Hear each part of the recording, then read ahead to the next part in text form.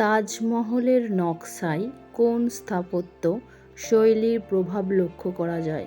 Option A দ্রাবিড় শৈলী, option B বেসর শৈলী, না অপশান সি ইন্দো ইসলামিক স্থাপত্য শৈলী, না অপশান ডি কোনোটিই না।